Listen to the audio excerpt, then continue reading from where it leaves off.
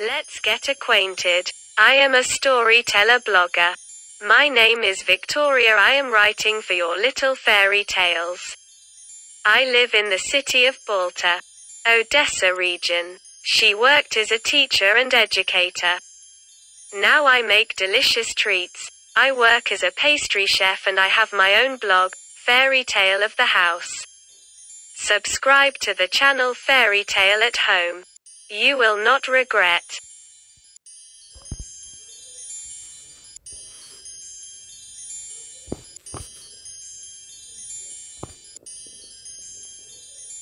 Cat and Mouse in partnership. Jacob and Wilhelm Grimm. A cat had made the acquaintance of a mouse, and had said so much to her about the great love and friendship that he felt for her, that at last the mouse agreed that they should live and keep house together. But we must make preparations for winter, or else we shall suffer from hunger, said the cat, and you, little mouse, cannot venture out everywhere, or in the end you will be caught in a trap.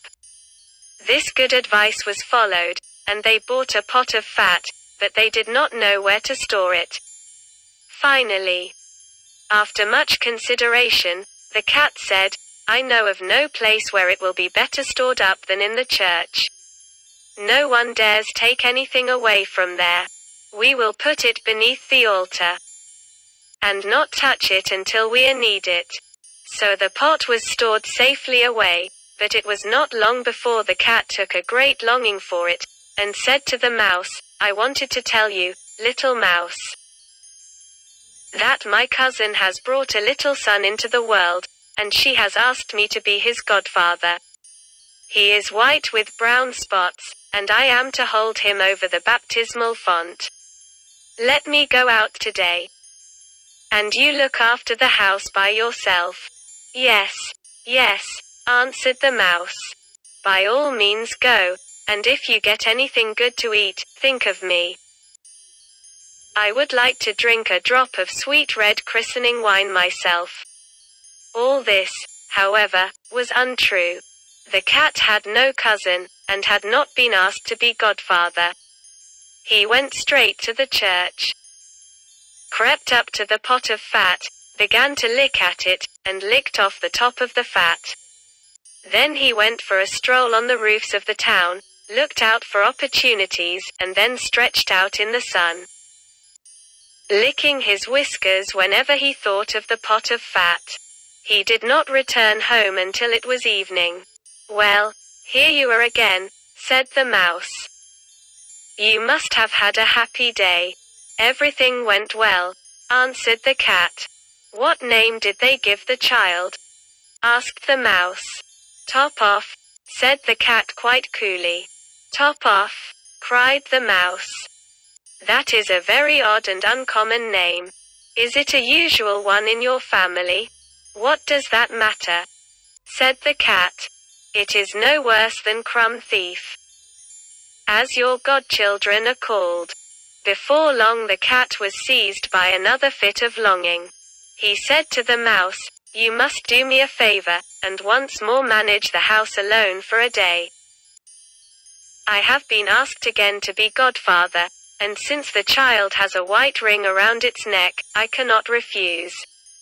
The good mouse consented. However, the cat crept behind the town wall to the church, and devoured half the pot of fat. Nothing tastes as good as that which one eats by oneself, he said, and was quite satisfied with his day's work. When he arrived home the mouse asked, What name was this child christened with? Half Gone, answered the cat. Half Gone? What are you saying? I have never heard that name in all my life. I'll wager it is not in the almanac. The cat's mouth soon again began to water for the delicious goods. All good things come in threes, he said to the mouse. I have been asked to be godfather again. The child is totally black, only it has white paws. Otherwise it has not a single white hair on its whole body. This only happens once every few years.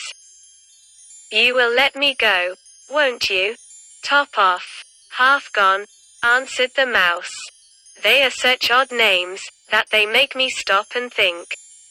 Here you sit at home, said the cat, with your dark grey fur coat and long braid of hair capturing fantasies. That is because you do not go out in the daytime. During the cat's absence the mouse cleaned the house, and put it in order.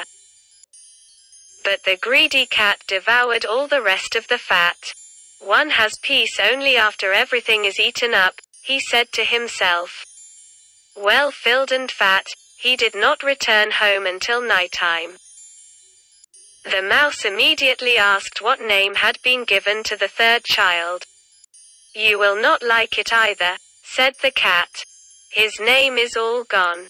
All Gone, cried the mouse. That is the most worrisome name of all. I have never seen it in print. All gone. What can that mean? Then she shook her head, curled herself up, and lay down to sleep. From this time forth no one invited the cat to be godfather, but when winter had come and there was no longer anything to be found outside, the mouse thought of their stored food, and said, Come cat. We will go to our pot of fat which we have stored up for ourselves. It will taste good now. Yes, answered the cat. You will enjoy it as much as you would enjoy sticking that dainty tongue of yours out of the window. They set out on their way, but when they arrived, the pot of fat, to be sure, was still in its place, but it was empty. Alas, said the mouse, now I see what has happened. Now it comes to light. You are a true friend. You ate everything when you were serving as a godfather. First top off, then half done, then. Be quiet, cried the cat. One more word, and I will eat you too.